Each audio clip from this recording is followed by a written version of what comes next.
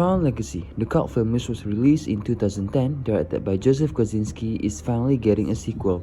This was confirmed by Disney's music executive Mitchell Leib on 8 July 2020. In the interview, he stated that, "We've got a great script, a really phenomenal script that we're very excited about. Whereas the timing wasn't right to have done it years ago, I feel like the timing is right now, and I think that we've learned a lot of lessons from the last movie." Although not much is being known for now for the plot for Tron 3, it is rumored that Joseph Kosinski is set to return to direct the film, Daft will also be returning to compose the score, and Jared Leto is in talks to play a new character in the film named Ares. Cillian Murphy will most likely be in it as well as one of the new board members of Encom. Looking back to when the first Tron movie was released by Disney in 1982, the film was criticized at the time for being too incoherent in terms of the storyline. Due to the film being released 1 month after Steven Spielberg's E.T. hit theaters, it also suffered at the box office, since the hype for E.T. was still around at the time, and thus not many went to see Tron. However, years upon its release, Tron slowly gained its own cult following, with many starting to realize that nothing of that caliber has ever been done before in film during that era. Hugely praised for its groundbreaking visual effects, Tron combined backlit animation with computer animation and live action, creating the unique world of the grid. Even though a lot of effort has been made in creating this digital world, the movie didn't receive an Oscar for Best Visual Effects because the Academy felt that the movie cheated for using too much computer in creating the environment and effects.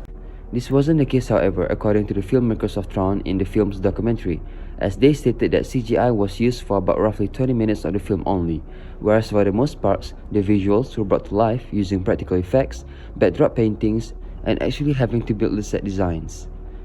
The story of Tron is about Kevin Flynn, who gets sucked into the digital world. In there, humans are known as users, and they have the ability to manipulate the reality inside the game, whereas the existing characters in the game are known as programs. While having to bail his way out back to the real world, he befriended a few programs along the way, and together they had to defeat the Master Control Program, also known as the MCP, who controls the system and forces the programs and users to play the deadly gladiatorial games.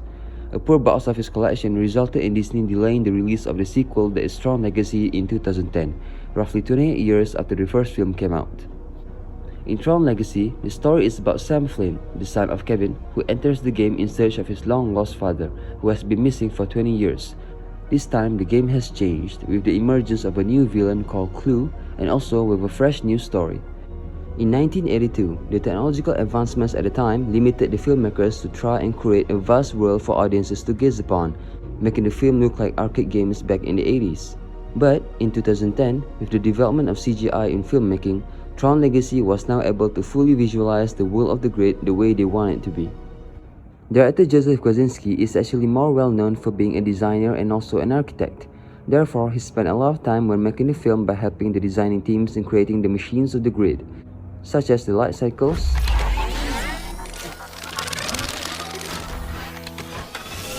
the light jets, and all other modes of transport. Before being involved in movies, Joseph made the Halo game, which came out in 2007.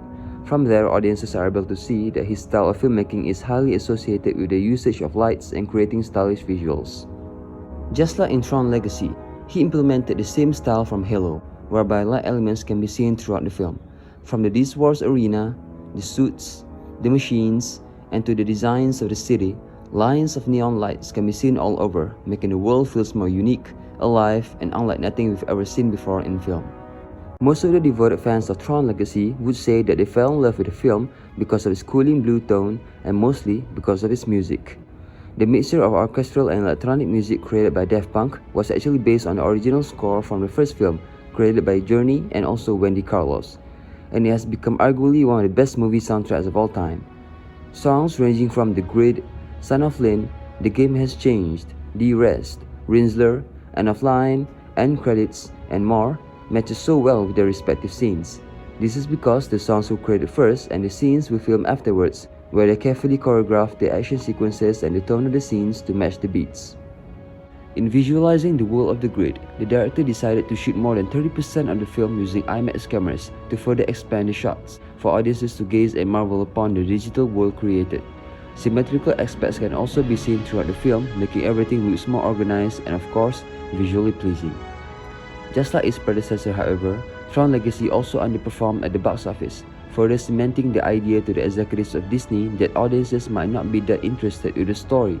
Thus, they decided to focus on other existing or new franchises like Star Wars and Marvel. However, again, like its predecessor, the film slowly gained its own followers as well over the years, as audiences have started to realize the film had a lot of special elements in it. Disney's decision to finally greenlight a third installment to the franchise goes to show that they are still passionate about the project.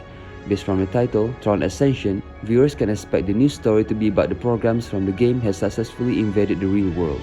Hopefully, when the third and most probably be the final installment of the franchise hit theaters in 2022, it won't take viewers too long this time to see the film for what it truly is, a modern masterpiece ahead of its time.